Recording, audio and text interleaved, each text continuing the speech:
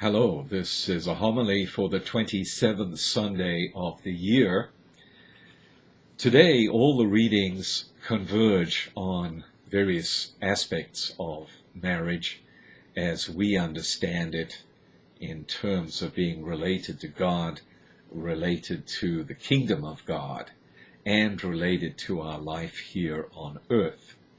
We start with a little piece of Genesis chapter 2, and here God explains through the inspired writer that the creation of woman, with a view to the last part where man can discover that in her she is the viable, long-sought helpmate to his life, and obviously vice versa. So we're talking about a male man and a female woman. And what you have here is the last three lines, which are the important ones. This is why man leaves his father and mother. This is a male man, leaves his father and mother and clings to his wife. That's a female woman, and the two of them become one flesh.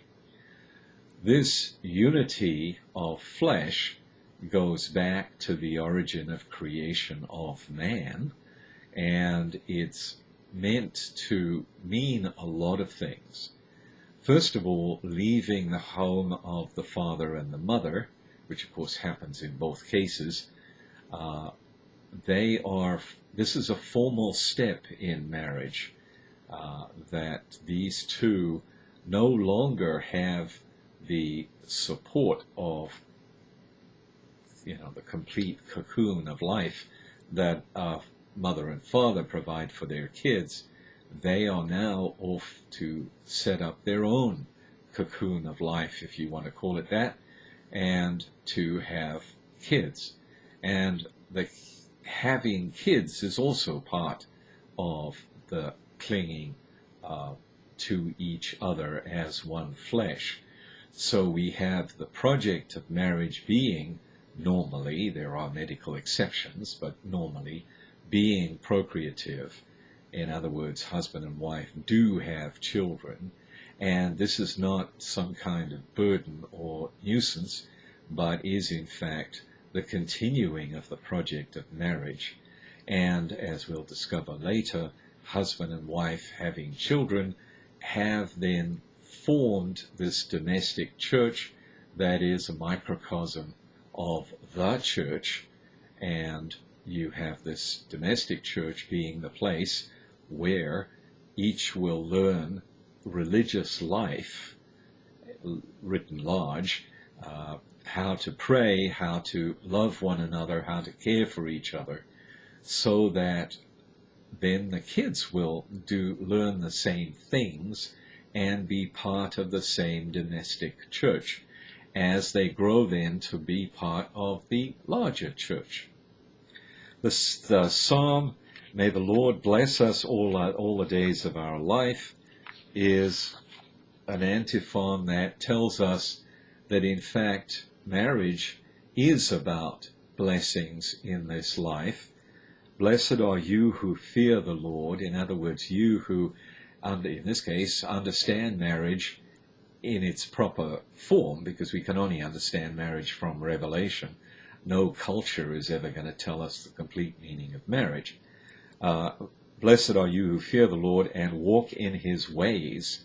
In other words, day by day, you will unfold your marriage as God envisioned it to be and as God is helping you to unfold it. And then you will eat the fruit of your handiwork. Blessed shall you be and favored. Your wife shall be like a fruitful vine in the recesses of your home. Another aspect of life. Husband and wife are both going to be working on home being home, really, but home has a particular significance for the wife, and there's of course many other things here. But in Hebrews then we go to the second reading, and in Hebrews we change gears completely. We go from hearing about marriage to hearing about redemption. And this may sound discordant, but in fact, the way we understand marriage is because of our redemption. Because we are not trapped completely in sin, we can appreciate how God has created marriage, how God graces marriage and fills it with his power, and consequently we can follow God's plan for marriage in our particular home, in our particular suburban or urban setting. We can do this because we've been freed from sin by the one who tasted death for everyone, to take the phrase out of Hebrews. And so we then learn what it means to be freed from sin. In other words, not just following ideas of marriage that are bouncing around in the culture and that are different this year from last year and so forth, but in fact we are following the idea of marriage from God himself, and we're understanding that everybody in the family is supposed to be living free from sin, and consequently can help every other member of the family to appreciate being made holy by the sheer life of being in a family. They're also, because they're the domestic church, to use Paul VI's phrase, they are part of the larger church, and that is being married in a parish and being part of a parish. And of course, parish understandings really have to improve a lot sometimes to handle this rich idea of marriage.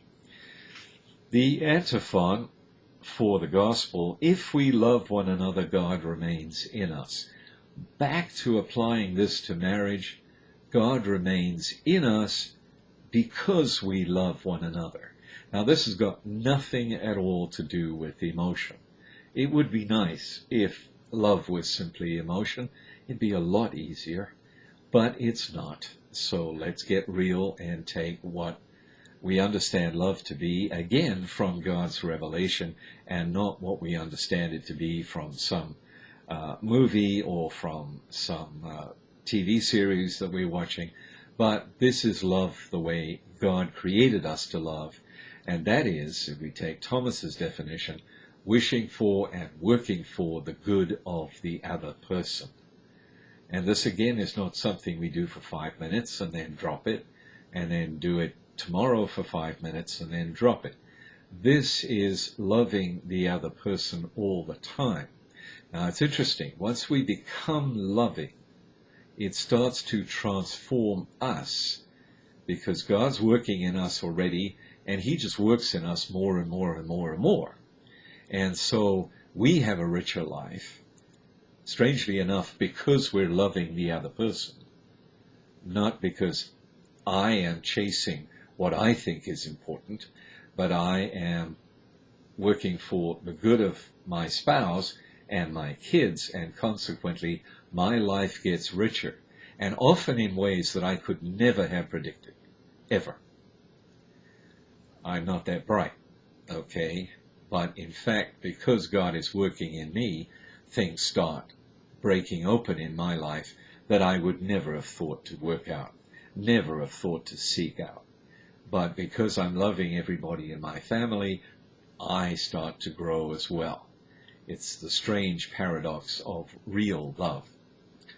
Then in the Gospel, which is from Mark chapter 10, we have a very specific question. And that is the Pharisees asking Jesus, should a man divorce his wife? And he simply explains, look, the old way of handling marriage by divorce if you don't like the marriage is wrong. Okay, very clear. Moses did this because of the hardness of your hearts. You were sinners, you were sinful people, and you enjoyed your sin. Consequently, you were closed to what God had created you for and wanted you to do. Now, because, as we heard in Hebrews, we have been redeemed by Christ, We have the possibility of being freed from sin. We still have to work on this, but we have to be open to the grace that God is working within us. And then, what God has joined together, no man must separate, no human being must separate, because in fact this union is created by God. We are, in a real sense, passengers in this great project of marriage, which God is joining us in, and He is working with us in terms of interior grace, in terms of divine providence, and in terms of our religious community that we are part of. Lastly, the second part of the gospel is about children being brought to Christ. Whoever does not accept the kingdom of God like a child will not enter it. And this is a punchline. It's telling us that in fact all we've heard up to now is about bringing us as a married couple, male man, female woman, into marriage, which can be the vehicle of us being growing and developing and becoming less sinful to the point that we will become part of the kingdom of God. Beautiful ending. Thank you very much. Have a good day.